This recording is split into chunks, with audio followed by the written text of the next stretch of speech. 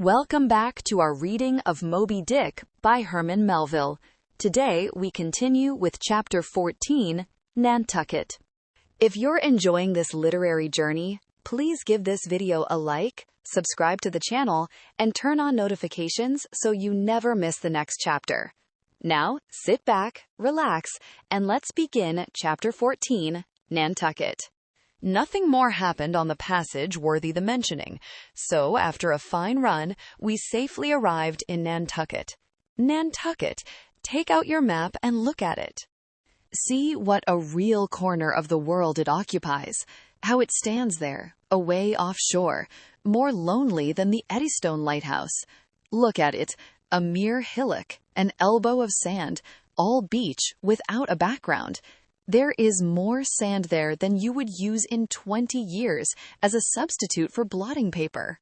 Some gamesome whites will tell you that they have to plant weeds there, they don't grow naturally, that they import Canada thistles, that they have to send beyond seas for a spile to stop a leak in an oil cask, that pieces of wood in Nantucket are carried about like bits of the true cross in Rome, that people there plant toadstools before their houses to get under the shade in summertime, that one blade of grass makes an oasis, 3 blades in a day's walk a prairie, that they wear quicksand shoes, something like Laplander snowshoes, that they are so shut up, belted about, every way enclosed, surrounded, and made an utter island of by the ocean, that to their very chairs and tables small clams will sometimes be found adhering, as to the backs of sea turtles. But these extravaganzas only show that Nantucket is no Illinois. Look now at the wondrous traditional story of how this island was settled by the red men. Thus goes the legend. In olden times, an eagle swooped down upon the New England coast and carried off an infant Indian in his talons. With loud lament, the parents saw their child borne out of sight over the wide waters. They resolved to follow in the same direction. Setting out in their canoes, after a perilous passage, they discovered the island, and there they found an empty ivory casket, the poor little Indian skeleton. What wonder, then, that these Nantucketers, born on a beach, should take to the sea for a livelihood? They first caught crabs and quahogs in the sand. Grown bolder, they waded out with nets for mackerel. More experienced, they pushed off in boats and captured cod, and at last, launching a navy of great ships on the sea, explored this watery world, put an incessant belt of circumnavigations round it, peeped in at Bering Straits, and in all seasons and all oceans declared everlasting war with the mightiest animated mass that has survived the flood, most monstrous and most mountainous.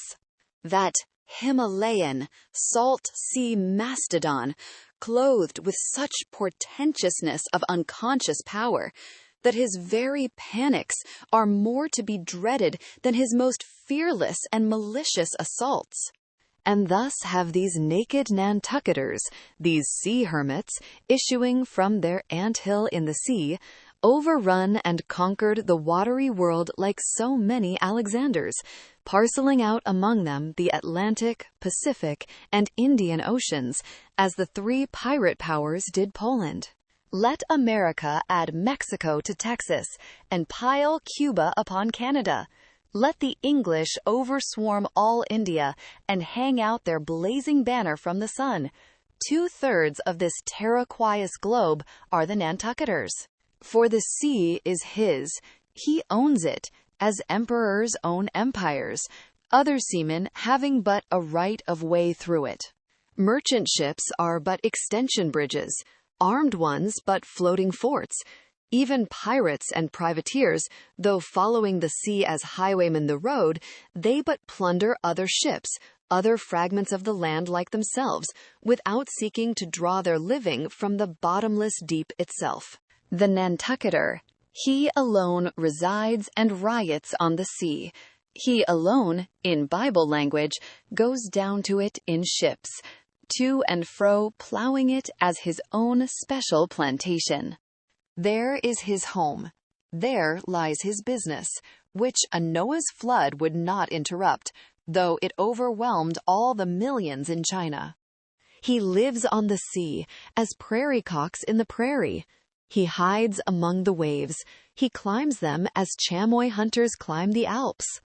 For years he knows not the land, so that when he comes to it at last, it smells like another world, more strangely than the moon would to an earthsman. With the landless gull, that at sunset folds her wings and is rocked to sleep between billows, so at nightfall the Nantucketer, out of sight of land, furls his sails and lays him to his rest, while under his very pillow rush herds of walruses and whales.